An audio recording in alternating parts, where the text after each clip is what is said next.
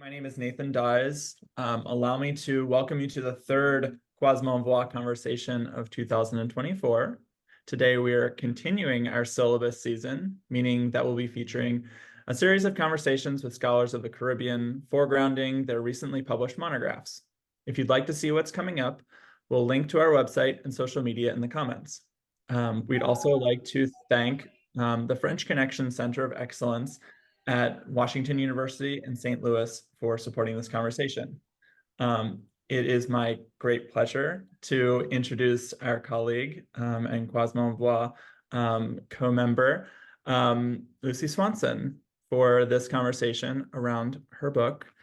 I will read the biography that is in our document. So Lucy Swanson is assistant professor of Francophone studies at the University of Arizona. Her research examines how contemporary writers and artists from Haiti, Martinique, and Guadeloupe unearth and re-examine the history of enslavement and colonization in the region, including through the legendary living dead zombie figure. She's published articles on related questions in journals such as Small Axe, the Journal of Haitian Studies, Contemporary French and Francophone Studies, and the International Journal of Francophone Studies. Her most recent article on Miriam Chauncey's novel, What Storm, What Thunder, about the 2010 Port-au-Prince earthquake is forthcoming from Palimpsest, a journal on women, gender, and the Black International. Her first monograph, and the book we'll be discussing today, The Zombie and Contemporary French Caribbean Fiction, was published by the University of Liverpool Press in April 2023 as a part of the Contemporary French and Francophone Culture series. It's the first book-length study of how recent Haitian and French Antillean fiction represents and transforms the zombie, which emerged during the French Atlantic slave trade and remains a symbol of the enslaved today, into a means of representing and critiquing new sociopolitical situations in the Caribbean. All right, and without further ado, welcome, Lucy Swanson, Dr. Swanson. Lucy. Thank you so much. It's so fun to be here since you all have been such an important part of my thinking and just an important source of community, which is really a key aspect of writing a book that I think doesn't get acknowledged enough. Thank you. And I will pass the baton to my colleague, Jen Bumake, for our first question. Thank you so much. And again, I want to reiterate how happy we are to be in conversation with you, Lucy. Just, as the first member of Kwazman Vwa publishing the monograph, it's just a really exciting journey. And the first question we have for you is actually to kind of, ask you if you could tell us a bit more about the genesis of your project, if you could maybe define the zombie in the context where you discuss it, and how you deploy the figure throughout your book. Thank you. Thank you so much. Yeah. So the genesis, I mean, I really became interested in these versions of the zombie as a graduate student when, I already was interested in the form of zombie that we all know and love that, wants to eat your brains. So from, movies like The Night of the Living Dead and more recently The Last of Us and through video games and things like that. But then when I was a grad student at UPenn, I took a couple of different courses where I encountered the Haitian version of the zombie, where it's really traditionally conceived of as, most popularly as a body that has been robbed of a portion of the soul that has been stolen by a boko or a voodoo practitioner. And then I also encountered, had another class where we encountered a zombie in the context of Martinique as well. So I was really struck to learn about this different form of zombie that has its origins in the folklore of Haiti, Martinique, and Guadeloupe, as we know, and really wanted to dig deeper, and then found that while there were some articles at that point, including a really important seminal article by Kama Glover, there wasn't yet a book-length study of the figure. And so that was how I ended up writing my dissertation on this figure as it's represented in contemporary fiction in French of the Caribbean. But, one of the tricky things that I came up against when I was trying to define the corpus is the fact that there are all these sort of metaphorical zombies that appear in Haitian fiction and fiction from Martinique and Guadeloupe as well, and other figures such as Sukuyan and sort of vampiric figures and things like that. So what I ended up focusing on were texts where, the term zombie itself is specifically used and really clearly defined, not as a metaphor, but as text where we're seeing these zombies circulate as sort of real zombies, often embodied and really clearly defined in a corporeal sense, or as sort of spectral, ghostly figures. Almost like tracking down the zombie in all of those texts. They're kind of like looking for the traces, literally. Yeah. Yes, Um, exactly. I also wanted to, I'm just going to keep going about the kind of introduction to the book before like delving into the chapters. I was struck about how you mention in the introduction to your book the question of positionality. And you say specifically that as a white scholar in the Academy of the Global North, you also had to negotiate that particular identity. So I was wondering if you could say a bit more about how you engaged your positionality writing this book, and how did your reflection on positionality shape your methodology and interpretations of the works you analyze in it as well. Thank you. Mhm. Yeah, thank you for this question. Yeah, coming from, especially as a lover of this very American US form of zombie, it was something that I really kept at the forefront of my mind when I was studying these other versions of the zombie. And also coming from the Academy of the Global North, very what has been considered to be serious scholarship has taken the zombie and tried to decode it and apply a very sort of Western form of logic to the zombie.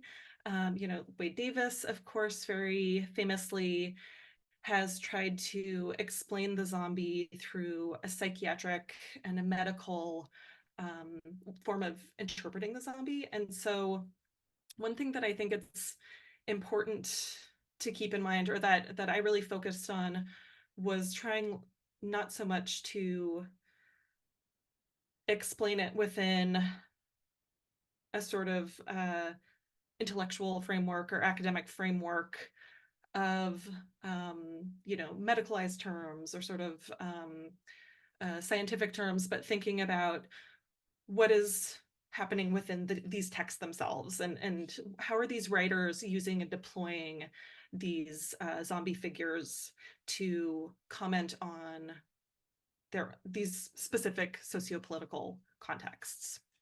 So that was really one of the key ways in which I tried to keep that positionality in mind. But then I also attempted to draw on a wide variety of scholarship that took a decolonial approach, or kept in mind these sort of you know these sort of hierarchies that occur both politically between the United States and Haiti, for instance, but also within the academy, thinking about different forms of different disciplinary forms of knowledge and things like that. Yeah, and it seems really that then thinking about it decolonially then is reflected in your approach that kind of refuses the metaphorization of the zombie. You're kind of like really looking for the physical, like material, like appearances of the figure. I'm going to ask one last question and then I will stop talking. And so we're just going to delve into the chapters of the book. So kind of giving a sense of the structure of this conversation, we're going to move through the different chapters. So you have 4 different chapters: the zombie slave, the zombie as figure of mental illness, the zombie horde, and then the popular zombie. So I'm just going to focus on the first chapter and ask you the question about the zombie slave specifically. So in your first chapter, you examine enslaved individuals who revolt while zombified. So in a way, then you're reshaping the narrative of what is traditionally perceived as a lifeless or life-deprived entity into a figure of resistance. And I was then wondering if you could elaborate further on the potential avenues to leverage this figure to decode colonial continuities and the enduring legacy of slavery, while also entertaining the prospect of revolt. Thank you. Yeah, so thank you so much. I think in the first chapter, as I discuss, what's interesting about these zombies is the fact that they resist a really common trope of zombies revolting that we find in works like Franck Etienne's Les Défis or Les Affres d'un défi, that trilogy where he has, these 3 novels that rewrite the tale of zombie revolt that's made possible specifically through dezombification. So if the Haitian zombie, bodily zombie, consumes salt, or sometimes people say if they consume meat, then they'll be really awoken from this the state of really unconsciousness that the zombie is subject to. And so that's what really awakens them. But in the case of the first chapter, the novels I look at by Jean-Claude Fignolet, Patrick Chamoiseau, and also by the Schwarzbart, André and Simone, we see figures that really remain in this kind of liminal ontological state where they're often not fully revived. They're also literally enslaved within the context of the transatlantic slave trade. But they also manage to be an important part of resistance at the same time. Whether it's physical resistance, so in Jean-Claude Fignolet's Aube Tranquille, we see how there's a Vodou practitioner who uses a band of zombies to avenge, a really violent rape that she was subjected to. And then they sort of become this catalyst for the Haitian Revolution. So it's really striking because they seem to comment on Michel Rolf-Trouillot's concept of the unthinkability of the Haitian Revolution itself, and thinking about who is thought to be capable of revolt. And so the zombie figure really gets to the heart of that question of ontology, of considering what individuals and what peoples are thought capable of having collective action, and of pushing those considerations really to their as far as possible.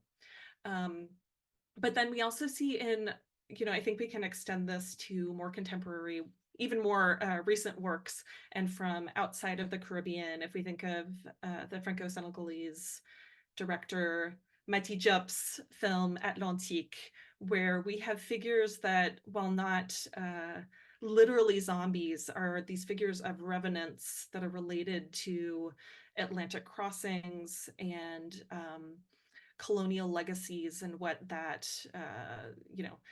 how colonial legacies impact contemporary labor and economic realities, and how that's tied as well to histories of enslavement and things like that. And I think we see this in other works as well that might not be very explicitly about the zombie as a slave. I think those there are still echoes and sort of ripples in other zombie narratives as well. Thank you so much. I'm going to pass the baton over to Jocelyn, moving into the zombie as figure of mental illness. Thanks, Jen, and thank you so much, Lucy. So yes, I have a a question that relates to your second chapter, The Zombie as a Figure of Mental Illness. And in this chapter, you really delve into the ambiguity between trauma and zombification, which map onto psychiatry, I'll put in air quotes, Western science, and spirituality. And in your reading of Jacques-Stéphane Alexis' very well-known short story, Chronicle of a False Love, you stress his reticence to clarify for his reader whether his protagonist has lost her purchase on reality because she's been zombified or because she's been traumatized. In particular, you write about how the story comes to a close and goes back to the frame narrator, who says that the only way to know whether or not zombies are real is to become one. And I'll quote you, you say that this, quote, means that the zombie retains its opacity in this story.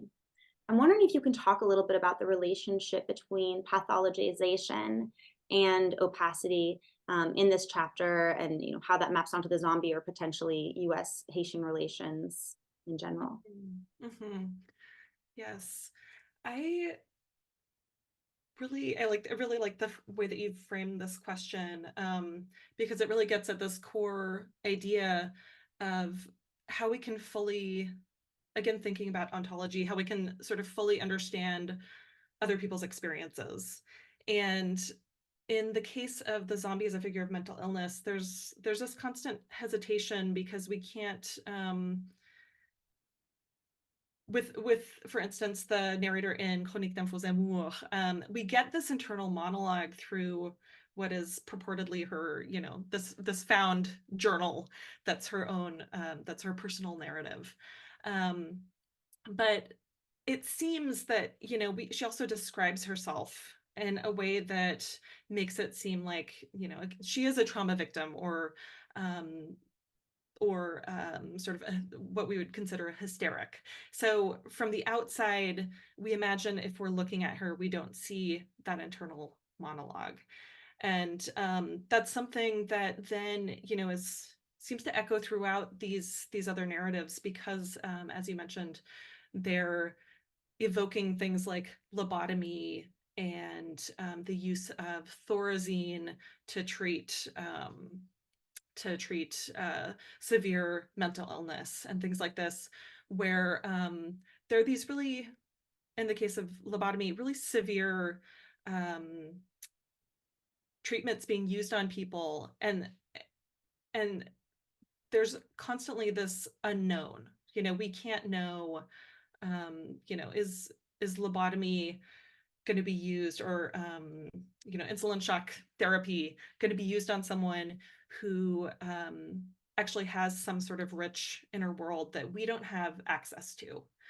And so that's where part of this fear comes out in relation to thinking about questions of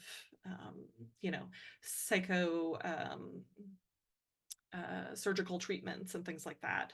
But I think it's also really about pathologization of Vodou itself as a religion, and that way of thinking that also comes through really strongly. And we see it, the final text that I talked about in that chapter, Trans Vodou d'Haïti pour Amélie Chéry, Bachara Chenet, really counteracts these other moments where Vodou is pathologized as sort of illogical or sort of barbaric thinking. In Trans Vodou d'Haïti, we see Vodou become the form of healing from trauma that has been inflicted, and that sort of creates this psychological zombie in that case. So yeah, there's this way of thinking about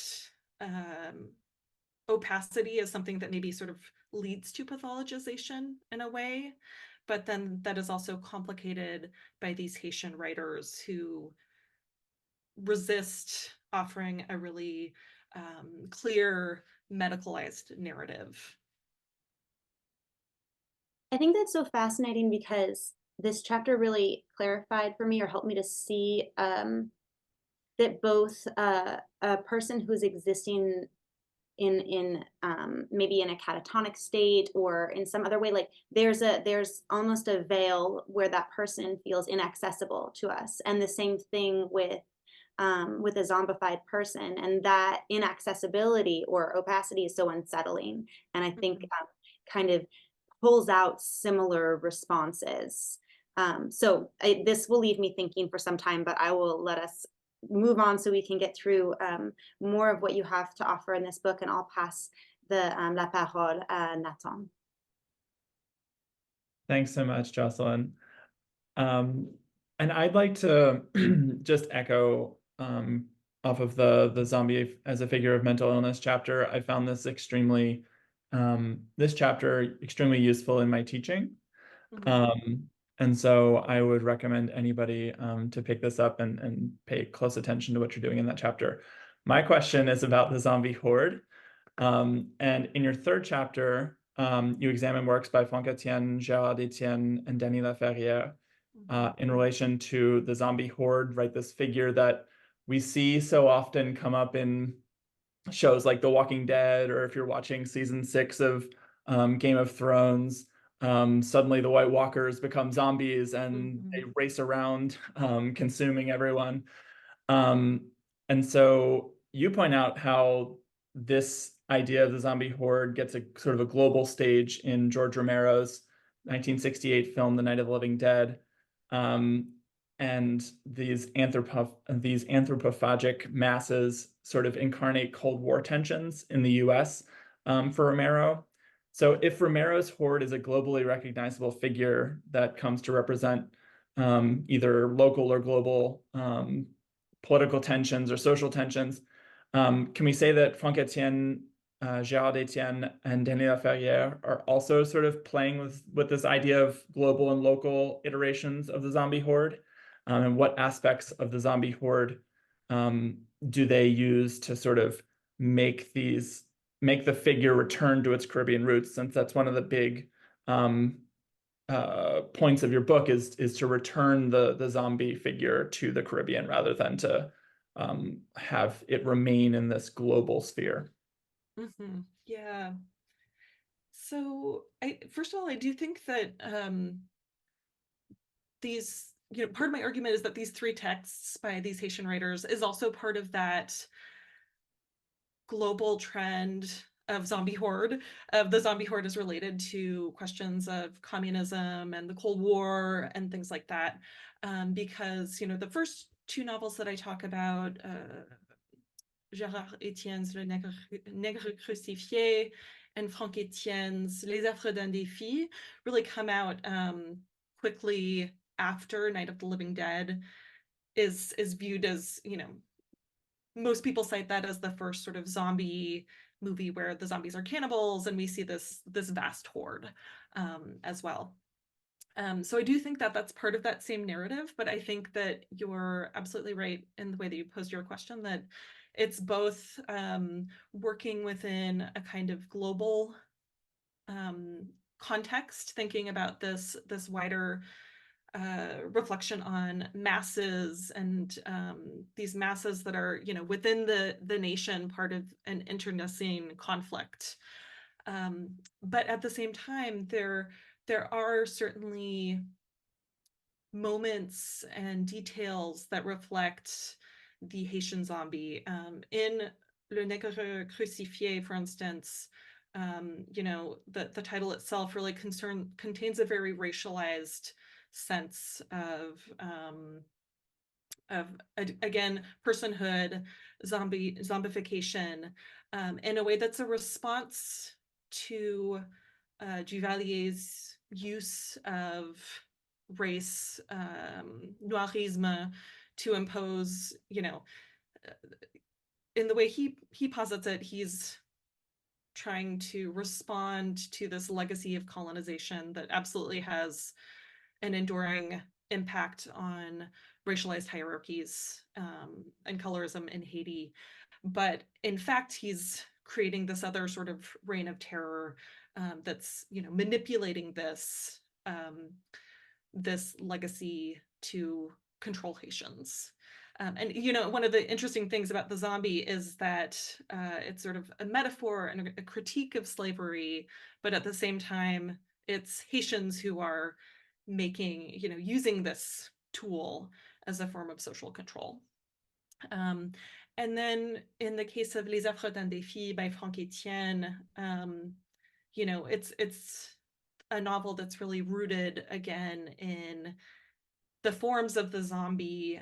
We don't see how the zombies are created in Gérard Etienne's novel, but we see how the zombies are created, de-zombified in Franck Etienne's novel, and then also how they, you know, are awakened and then form a sort of means of creating a collective consciousness that can resist. So all of those details show both how this connects to sort of this broader transformation that's occurring in the zombie at this time, but then also bring it back to the local context where we see these very specific zombie hordes where, you know, prior to this point, we really see just a few individual zombies here or there. You know, it's a painstaking process to make zombies. So yeah, that's another innovation tied to the local as well as the global. I really appreciate that, and I think you do so you hold all these things so well, when in reality it's everything's so superimposed that it must have been difficult to do all this organizing. And so now I'm going to pass the mic over to Erica, who has another question about the zombie horde, getting at some more specifics. Yes, thank you, Nathan. Yes, I have a kind of related question about the horde. I want to say that I'm also so excited that we get to have this conversation with you about your work, which is so important and way overdue. And we're just very excited to be here at this moment. So I found your analysis and iterations of the zombie horde chapter incredibly compelling, as you know, you and Nathan said, Franck Etienne's potential of a rising consciousness of a collective horde, Gérard Etienne's allegorization of authoritarianism, and finally, Dany Laferrière's interplay of the possibilities and limits of the zombie avatar. So you seem to suggest, you know, a local or even regional saturation of the genre, and I'm wondering, and I'll ask you to speculate a bit, but maybe I don't have to write, you're the expert. And you mentioned Mati Diop's Atlantic work with Jen's question. But would Laferrière's engagement with a politically linked figure announce the proliferation of literary specific engagement outside the Caribbean or even the Francosphere, given Laferrière's global renown, since he's now an immortal? Mm-hmm. Yeah, I do think that you know, Dany Laferrière's work, you know, I posit it as sort of like a turning point compared with the two other novels that I've just evoked in response to Nathan's question. I think that it is absolutely a response to this growing, I wouldn't say a literary proliferation, but cinematic and sort of pop cultural proliferation of the zombie figure. I think, you know, he's writing in 1996, whereas Gérard Etienne and Franck Etienne were writing in the mid-70s. And so by this time, you know, 1968 is Night of the Living Dead, we see this much wider proliferation of zombie narratives with the sort of, you know, cannibal style zombie, where absolutely at the heart of these narratives is thinking about the nation. And often it's thinking about the United States as sort of a country at war with itself, or thinking about, you know, the context of the civil rights movement, Vietnam, and then more recently, thinking about 9/11 and things like that. Sorry, but that's after Laferrière's novel. But I think that, you know, he is pointing towards the way that, you know, what with Franck Etienne and other writers around, you know, following him, becomes a very local commentary, local use of the zombie to reflect on Haitian national narratives. By this point, it's kind of reached its limit because it's sort of everywhere, and it's reflecting on different countries' national narratives, and has gotten to the point where there's such a saturation of zombie narratives that it's reached the point where it doesn't have the same weight and significance anymore. So yeah, I do think it has gone with La Ferrière. You know, he has that sort of ironic take on everything that he always uses, and here it's suggesting how the Haitian figure has really been fully co-opted and no longer has that same, seems to have that same meaning. Yeah, I really appreciate also how one of the many things that this chapter does is also, I mean, you've also been talking quite a bit about the US context, right? And you really bring out how this US and Haiti have this, they share the political context of so much upheaval. You know, you mentioned some of those examples, like civil rights struggles and violence in Haiti as well. And I think it does a great job of hinting at what comes next, right? In terms of globally, what it lends itself to, this kind of trope outside of Haiti. So with that, I'm gonna pass the mic to Corinne, who has a question on the following chapter. Thank you so much, Lucy. As you know, we were so excited to have this event and talk about your book. And so I'm, like everyone, I'm so excited that we're here right now. Also, I have to say, Erica's comment, I don't know why, I didn't just put the 2 and 2 together about Danny Laferrière being an immortel. That just blew my mind. Is it a super zombie? What is an immortel? And then for the people who don't know what an immortel is, if you, so France has obviously an Académie Française, the French Academy, and this academy has selected members that are selected very carefully. And once you enter the French Academy, you become an immortel. And Danny Laferrière is the first Haitian to enter the academy. And that's quite a special and interesting and sort of an event that makes you ponder. So this immortal question, I'm gonna have to keep thinking about the immortals and the zombie. Yeah, maybe that's also making me think of the sort of bodily form of zombie, or sorry, the spirit form of zombie in Haiti, which sort of endures on after, you know, much longer and represents sort of maintaining one's like faculties after death. And so maybe that is That's right, because we ask so much of these figures to protect the French language. You have to be sound of mind to do that. And so I think that the way that these chapters progress is just so, it's just so thoughtful. So after sort of bringing us to this moment where, you know, with Danny Laferrière, you interrogate the limits of the trope of the zombie. And after having taken us from, you know, these many vessels that the zombie can be, so from the zombie slave, the zombie as a trauma victim, and the zombie as sport, you take us to this fourth chapter, which is the popular zombie.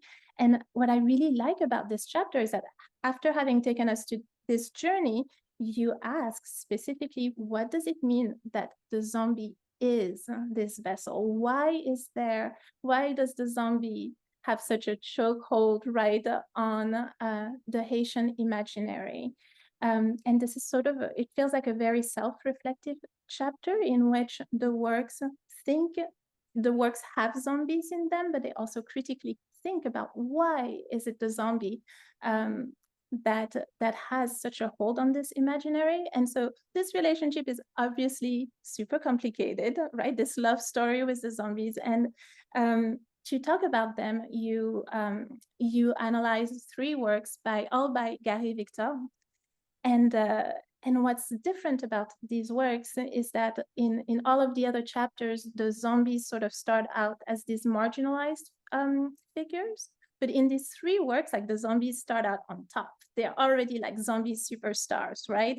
And so notably, these zombies enjoy popular recognition. People know them as zombies, and they also have power, which is so different, right, from the other zombies, the other zombie avatars that you have presented. And so, for example, there's a Christ-like zombie. There's a zombie that's also a ninja and a vigilante, and there's a zombie running for president. And obviously the self-reflective aspect comes in with a dose of humor, which is itself a self-reflective method. And so what's striking, and I think this argument is one that I hadn't thought about, instead of these zombies sort of being awesome zombies that are out there taking care of business, Gary Victor doesn't just use them like that, but he also uses them to sort of issue a warning, it seems, about what it means that the zombie is such an important figure in Haitian culture. And so can you say a little bit more about what you did in this chapter to sort of like hold this tension between like the zombie superstar, but also what it means that it is a zombie? Yeah, so it is, these are really ambivalent figures, and I think part of Gary Victor's approach to the zombie, but also sort of Haitian myths in general. One of the works that he writes, Le Revenant, where we have the zombie ninja who's also a vigilante and trying, the only person who can protect Haitians, basically. In this text, Gary Victor has a moment where the zombie is laughing at Haitians for being very credulous, but it's a zombie who's really a zombie by supernatural means. So he has this very ambivalent approach, first of all, to Haitian myth as something that's very fun to like exploit and create fascinating narratives with. At the same time that he critiques the way that these stories can be used to sometimes to harm people. If someone's an old woman is suspected of being like a loup-garou, for instance, and people are violent towards her because of this. So he is simultaneously using these stories for entertainment purposes, and then also trying to critique the ways that within the Haitian popular imaginary, these stories can overtake sort of attempts to affect political change or social change within Haiti. And another example of this is the film Les Amours d'un Zombie, where we have the zombie running for president. And in this film, the zombie becomes a metaphor for sort of puppet presidents, because the zombie becomes popular. He's looking for his lost love, the woman who he had an extramarital affair with, and that's part why he became a zombie. But then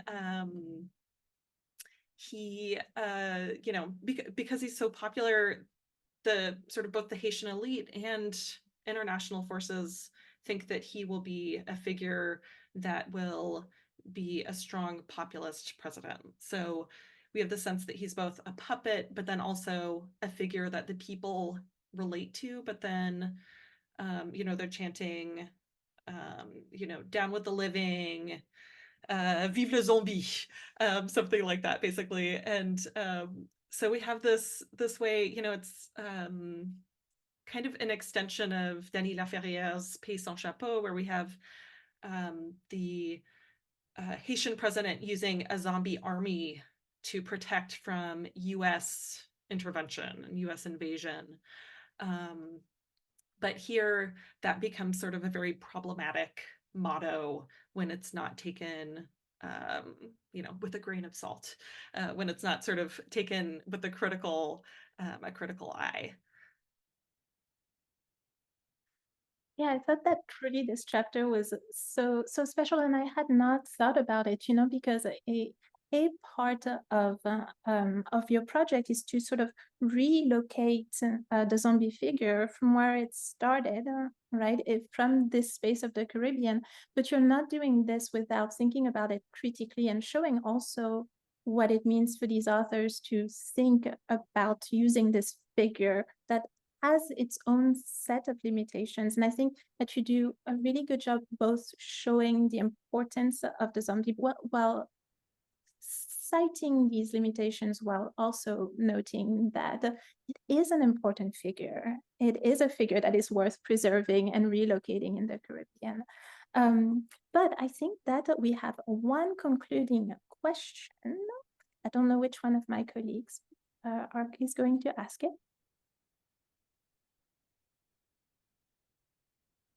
I will do it. I know the question. All right. And I think actually maybe it segues into sort of a lot of the work that you have done in chapter 4, but also in general in the book. So would you agree to say that this project is a way to free the global zombie narrative by recentering, which, you know, I sort of stated that was your project, but I'd rather ask you. So would you agree to say that this project is a way to free the global zombie narrative by recentering the zombie in French Caribbean contexts? You write, in particular, these avatars work to decolonize or offer correctives to certain appropriations of the figure of the global zombie imaginary. And so what would be the afterlives of the zombie once it is redeployed from the Caribbean? Mm-hmm. Yeah, I really love this question as well. And, you know, it's certainly something that I found was missing at certain, you know, right after I finished my dissertation, which of course the book is very different from that. I attended a few zombie conferences focused specifically on the zombie that were organized by people more within the zombie studies sphere, bringing in an approach that really is coming from the sort of global north perspective. And so I felt like it was something within certain spheres that was really missing, was thinking of the zombie as a very fixed, you know, I feel like at that time, certain people had a tendency to think of the zombie as very fixed, as this like fixed origin for the cannibal zombie, which was constantly evolving. Whereas I think, as I think we've kind of discussed today, it's constantly evolving within the Caribbean as well. I do think that there are some global north narratives that still do the work of the zombie as it was originally conceived of in the Caribbean. So like Night of the Living Dead, for instance, is critiquing legacies of slavery and colonization through thinking about the way that the Black protagonist at the end, who's the only survivor from this house, the only survivor who has not become a zombie, you know, is then dies at the end at the hands of what looks like a group of kind of good old boys. And this is in 1968 that the film came out. So it's really in this context of the civil rights movement. So even though it's a kind of appropriation of the zombie that's Americanized, at the same time, I still think some of these narratives are reflecting on similar questions and performing similar critiques to the Haitian style zombie, for instance, or the zombie in the Caribbean more broadly. So I do think that putting the zombie into this perspective, this local sort of Caribbean perspective, helps us to reflect on how those, you know, how zombie narratives from outside the Caribbean may also be doing similar work, a similar job of anti-colonial or sort of decolonial critique. But it doesn't, I think, again, we also see that in Mati Diop's Atlantique. So I think it doesn't have to be localized necessarily, but I think the questions that come out of this work are what allow us to do the decolonial thinking that the zombie permits. And I was also thinking about a newer example, which is Percival Everett's The Trees, which is a novel that came out, I think, in 2021. And Percival Everett is like a big deal now because of American Fiction, which was based on one of his novel. But in The Trees, the victims of lynching come back from the dead and perform their own reverse lynching on the descendants of the people who lynched them. It's quite a novel, but I feel like it's precisely what you just said. It does parallel work of decolonizing. It also features an academic in there, right? And sort of what's our roles as academics in doing this work as well. So I think now if it is okay with everyone, we get to open it to the public to ask any questions that you may have. You can either turn on your mic, your camera and ask, or you're welcome to do this in the chat as well. And while we're giving everybody a moment, I just wanted to, this is not so much a question, but a comment. But I just want to point out, I also had a question like the last one that Corinne posed about sort of what are the responsibilities for paying homage to the origins of the zombie figure for those, using the figure in their own creative works, or for scholars doing that research. And you mentioned in your book that oftentimes this origin story and the original Haitian zombie figure or Francophone Caribbean zombie figure is often appears as a footnote in scholarly works rather than at the center. And I think that really for people who are working outside of the sphere of the Caribbean, to do the kind of work in order to actually marshal all of this information is a very big ask, or it was. But I think that your book provides a wonderful first resource that can then point scholars from like the larger field of zombie studies to be able to pull on this. And that's actually a really, really important service. And so as we're having this conversation, it just kind of strikes me how important this project is. And I wanted to publicly mention this. Thank you, Jocelyn. And now Shimutse.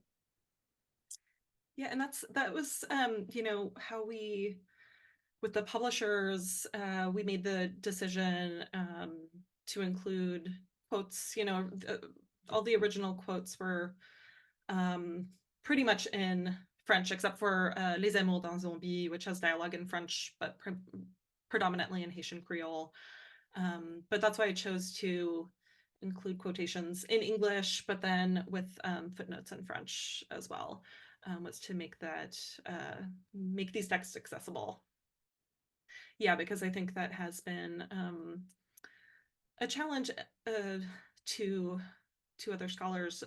But then also, going back to Jen's question, which is not, this isn't quite about positionality, but, coming in as a foreigner, there's a lot to learn, and I think even my sense is maybe sometimes even as like a Haitian, for instance, there's so much sort of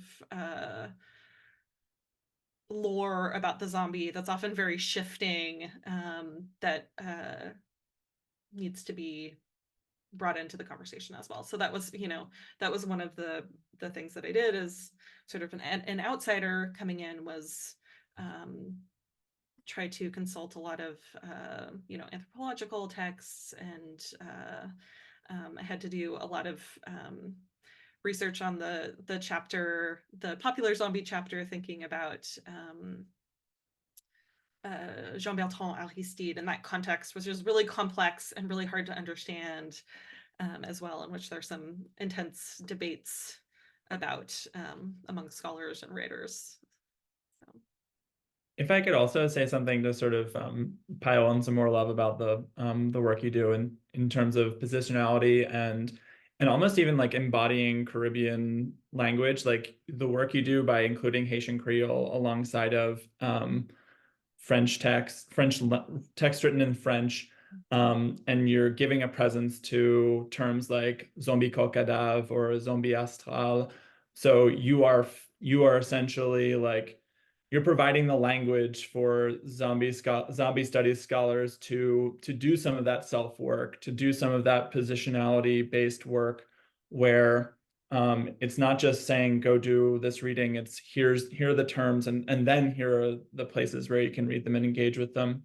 And by including text and translation as well, gesturing towards those translations, you're also activating a potential to do further teaching and further pedagogical work around sort of understanding the zombies' Caribbean origins, whether it be in Haiti, Martinique, or Guadeloupe. So that was a big moment that I appreciated about your book too. Yeah, that's led to a lot of interesting work that I've done in the classroom as well. So especially like Kayama Glover's translation of René Desbestreaux's Adriana dans tous mes rêves has been a really interesting text to work with. And yeah, there's a lot to do with students and thinking about how to translate these the novels, which are really culturally and linguistically dense and rich. Actually, I have a question about this, about the work in the classroom that you do around that particular research. And I know also that among us, some of us have also invited you to talk in classroom settings. You're coming soon to Georgetown as well. So I wonder about the kind of syllabus that you might have kind of crafted around your research. And also recently I've taught like Chronique de cette misère, for instance, by Chamoiseau. And as you're saying, it was a very dense text, and I was kind of struggling at first trying to propose an analytical lens through which students could engage with that text. So I'm just kind of curious about your pedagogical choices, around corpus and kind of points of entry into the different texts stemming from your research interests. Yeah, I've taught a few courses specifically on the Haitian, a few seminars specifically. And I think it's really helpful to start with just sort of like a basic study of how the zombie is created. And, I do try to start with like the sort of historical and anthropological roots of and sort of definitions and things like that, because it is really challenging. It's bringing in this whole very for most of our students very foreign body of knowledge, and then I also like to bring in, I think bringing in the visual elements can be really helpful. I'm thinking of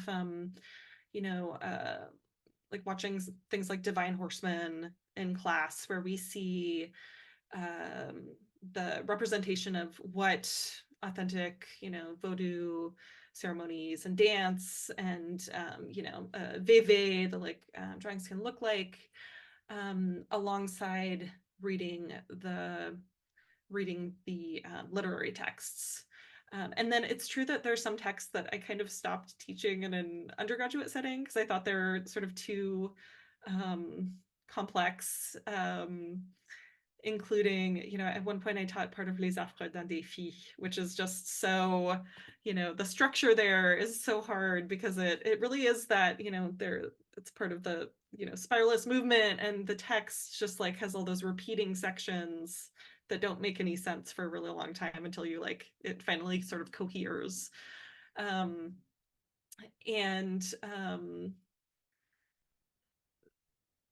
But with, now that, so I've used texts like Pays sans chapeau, I think can work quite well because it's so readable, and it sort of goes between passages that are just sort of seem very descriptive, but in a really readable kind of way, that alternate with these zombie narratives.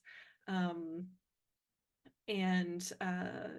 Chronique d'un faux amour as well, although that's challenging because of this intense Catholic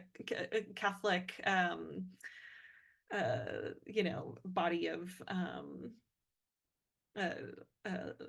vocabulary that's sort of running throughout.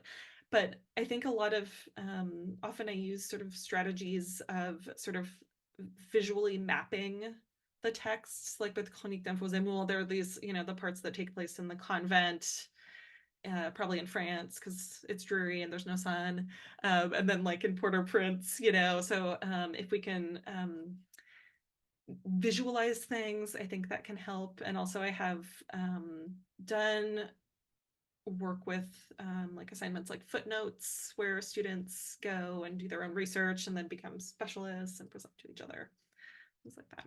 Yeah, but it's definitely a challenge because some of the texts are really rich but also really dense for a classroom setting. Yeah, those are really helpful strategies.